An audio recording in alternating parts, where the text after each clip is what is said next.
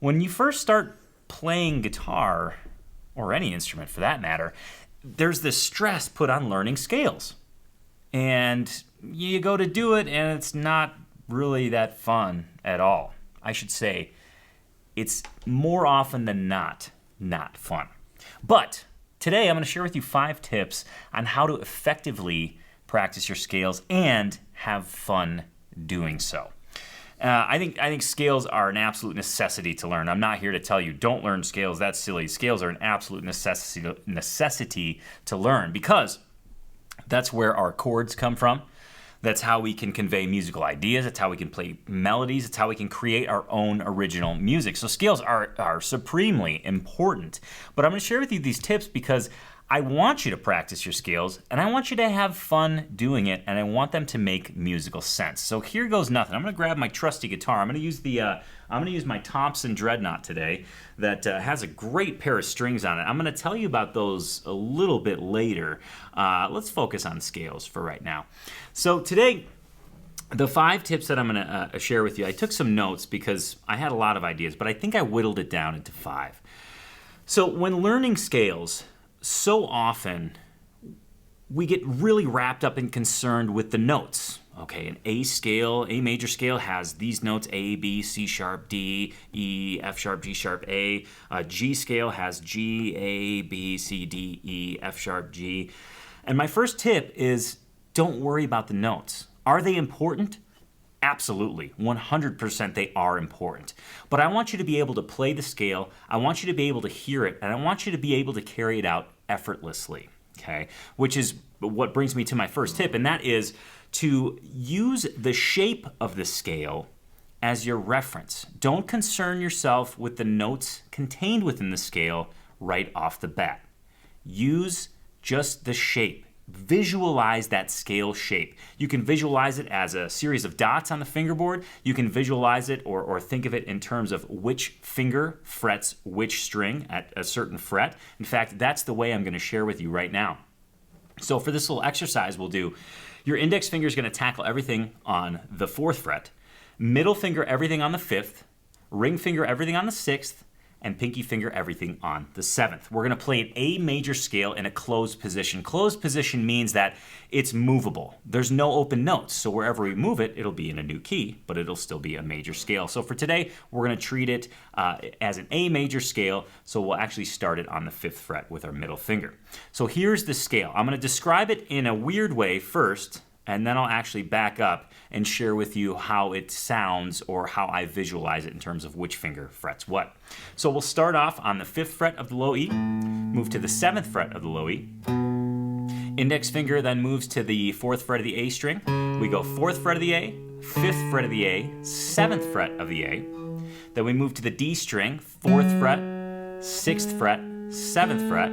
Same pattern on the G, 4th, 6th, 7th. The B string, 5th, 7th, and the high E, 4th, and 5th. Basic A major scale. In fact, this is how it's going to sound in its entirety. Right? Do, re, mi, fa, sol, la, ti, do. 2 times. Do, re, mi, fa, sol, la, ti, do. Do, re, mi, fa, sol, la, ti, do. So that's great and everything, but that's a lot to keep track of, all those fret numbers and things, which is why I'm going to urge you to think of scales in terms of which finger frets what. Remember, index finger, everything on the 4th fret, middle, the 5th, ring, the 6th, pinky, the 7th. So I think of this scale shape as follows. Middle, pinky, index, middle, pinky, index, ring, pinky, index, ring, pinky, middle, pinky, index, middle. Why do I do that? Well, because when I move it, it's the same pattern.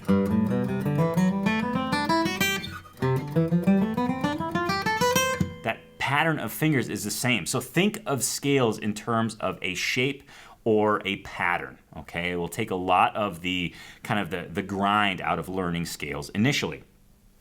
My second tip to you is that it's best to practice scales within a musical context, be it a backing track. But if you don't have access to a backing track, don't worry.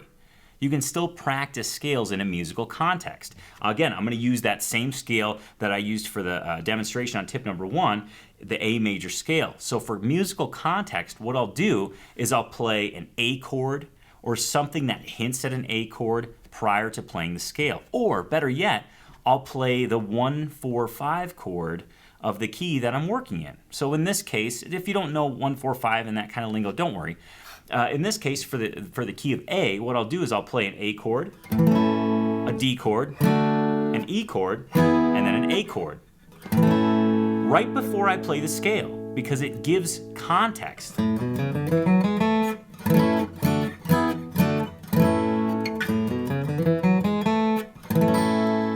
You can kind of hear how the notes play against those chords. Even though they're not playing all the time, it just gives you that context, which is so important for the musicality of the scale.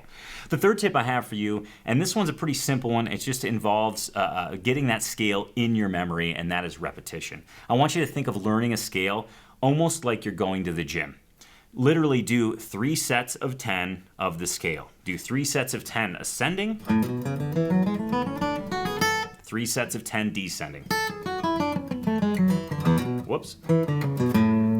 Right? This repetition is going to build muscle memory, and then you can lean on that muscle memory instead of thinking, okay, middle finger, pinky, middle, index. You don't have to think about that after that muscle memory has been developed. So just put your licks in, no pun intended, and do good couple sets of the scale, right? Like I said, 3 sets of 10 ascending, 3 sets of 10 descending, and then move along. The more you do that, the more it'll become hardwired and just concrete in your brain. The fourth tip I have for you is I want you to play scales in a musical fashion. Once you've learned it, you've done the repetitions, you've figured out the pattern, you've done it in a musical context, I want you to explore the scale in different ways, integrating patterns when you can, when playing them. One of the patterns that I like to use is kind of it feels like 2 steps forward, 1 step back, but we're actually going up 4 notes and back 3 notes. Here's what I mean. So I'll do the first 4 notes, go back 3, start there, and go do another 4 notes, back 3, and then start another 4 notes, back 3, another 4, back 3, another 4. All right, so if you kind of get the vibe of it, it's going to sound like this.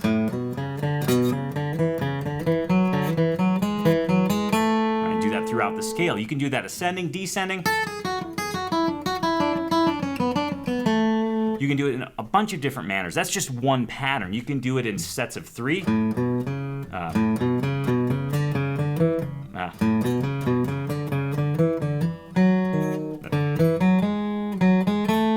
of threw a 4 in there, but you get the idea.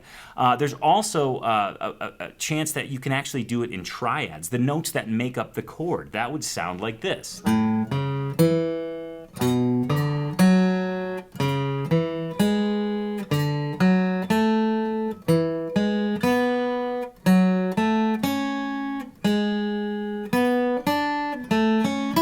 Stop and think there for a second. But you get the idea. I want you to integrate patterns of picking when you're practicing those scales that go outside of that linear processing. Linear meaning one note to the next. Right? Instead of that linear processing, do it in patterns. Right? It's just a little bit more musical, and it can actually cause musical ideas to sprout just from those different patterns that you're using to play through the scale. The last tip that I have for you is to think outside the box. Once you have those scale patterns down, or a single scale pattern down, then I want you to lean on your ear a little bit more. For example, okay, I've got this pattern down. Great, I can play it forward, backwards, inside and out. I can play it in musical context. I've done my repetitions. I can play different patterns within that scale. Now I want you to find that note, your starting note, on a different string. And out of nowhere, seemingly out of nowhere, I want you to hunt and peck for the right scale tones in order. Why would I have you do this? Well, the reason I want to have you do this is because you've developed the muscle memory. you're playing through that pattern now, seemingly effortlessly. Now I want you to lean on your ear a little bit more. In that I want you to be able to kind of hear that do, re, mi, fa, sol, la, ti, do, and hunt and peck around to see if you can find the right notes. And then if you hit something wrong, you'll be like, oh, not it. And you can kind of use your ear to suss out where that scale lays out. I'm less concerned about the shape on this last tip, and I'm more concerned about you using your ear to fill in the blanks. So there you have it. That's just kind of a quick rundown on how to practice scales. Now, don't feel like you have to sit down and do this all at once, but just quick review of the tips that I threw out there. Number one, think of that scale as a pattern of fretting fingers or a shape, whichever jives with the way that you learn the best. Second, I can make sure I did this right in the right order, musical context is absolutely crucial. So play a chord from that key, preferably the main chord from that key, the one chord, and then go on and play your scale. It'll give a little bit more meaning to the scale that you're playing. Third, use repetitions. Think of learning a scale much like going to the gym. You have to develop those muscles over time. So repetitions in sets is absolutely key. And the fourth tip that I have for you is to play patterns within those scales. Those can result in musical ideas, original music, melody lines, but those patterns will make the scales a little bit more usable. And again, I'm referring to that like 4 notes up, 3 notes back, whatever pattern kind of jives with your fretting fingers and picking hand. And last but certainly not least, think outside the box. Once you got that scale pattern nailed, then go ahead and start on the same note in a different place and see if you can just kind of hunt and peck your way and find that scale. It's great ear training and something that I think is invaluable to every guitar geek, no matter where you're at in your guitar journey.